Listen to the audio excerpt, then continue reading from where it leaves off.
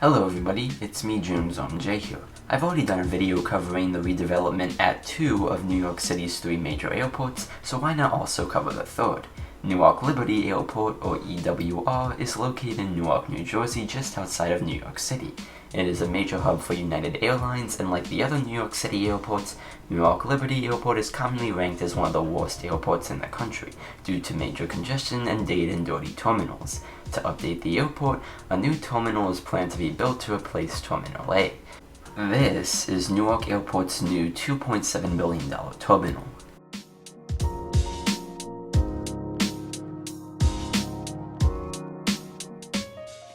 Before we begin, make sure you are subscribed with the notification bell on so you can stay up to date on the latest architecture projects and statistics.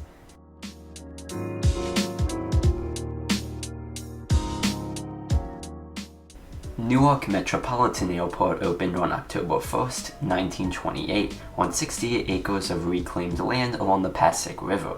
It also was the first major airport serving passengers in the New York City metro area. The Art Deco-style Newark Metropolitan Airport Administration Building was built in 1934 and dedicated by Amelia Earhart in 1935. It served as a terminal until the opening of the North Terminal in 1953. Newark Airport was the busiest commercial airport in the world until LaGuardia Airport opened in December of 1939. The March 1939 official aviation guide showed 61 weekday departures on 5 airlines, but by the mid-1940s, passenger airlines had all left Newark because during World War II, the field was closed to commercial aviation while it was taken over by the United States Army for logistics operations. The airlines returned to Newark in February 1946. In 1948, the city of Newark leased the airport to the Port of New York Authority. As part of the deal, the Port Authority took operational control of the airport and began investing heavily in capital improvements, including new hangars, a new terminal, and a new runway. Through the early 1970s, Newark had a single terminal building located on the north side of the field, by what is now Interstate 78.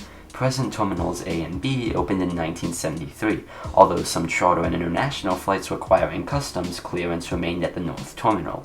The main building of Terminal C was completed at the same time, but only metal framing work was completed for the terminal satellites. It lay dormant until the mid-1980s, when for a brief time the west third of the terminal was equipped for international arrivals and used for some People Express transcontinental flights. Terminal C was finally completed and opened in June 1988. Underutilized in the 1970s, Newark expanded dramatically in the 1980s. People Express struck a deal with the Port Authority to use the North Terminal as its air terminal and corporate office in 1981 and began operations at Newark that April. It grew quickly, increasing Newark's traffic through the 1980s. Virgin Atlantic began service between Newark and London in 1984, challenging JFK Airport's status as New York's international getaway. Federal Express, now known as FedEx Express, opened its second hub at the airport in 1986.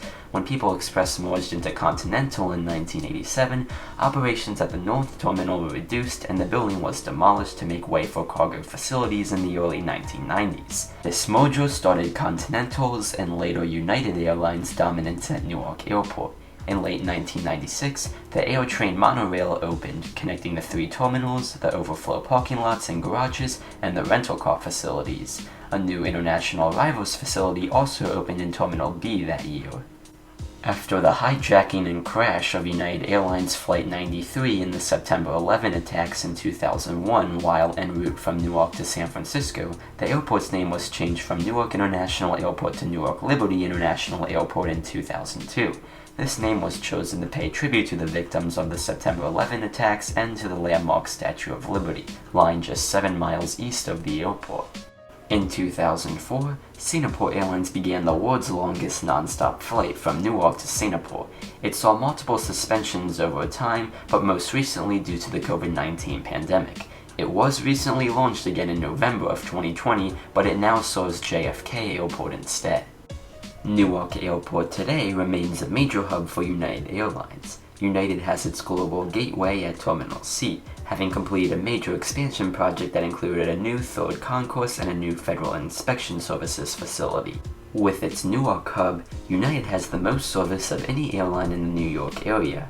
On March 6, 2014, United opened a new 132,000 square foot, $25 million hangar on a 3-acre parcel to accommodate United's wide-body aircraft during maintenance. In 2015, the airline announced plans to leave JFK altogether and streamline its transcontinental operations at Newark. However, United Airlines has recently relaunched flights out of JFK to its hubs in San Francisco and Los Angeles. Today, Newark Liberty Airport remains an important airport in the New York City metropolitan area. However, it suffers from major congestion due to maxed out capacity and a very inefficient layout. To solve the capacity problem, a new terminal is proposed to replace Terminal A that will increase capacity.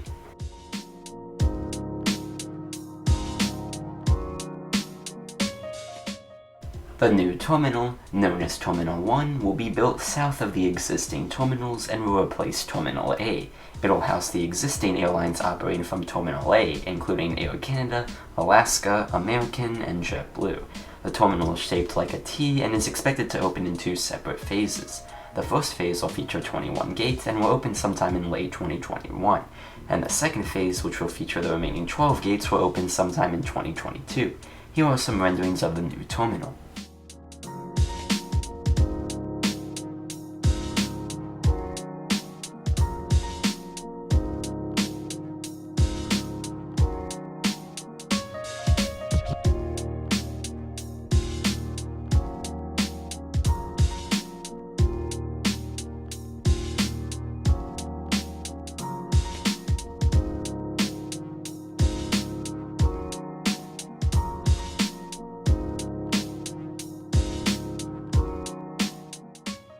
Overall, the new terminal definitely looks really nice, but I don't think it will completely solve the congestion problems because there's still a limited amount of taxi routes and only 3 runways, and there isn't really any room to add more.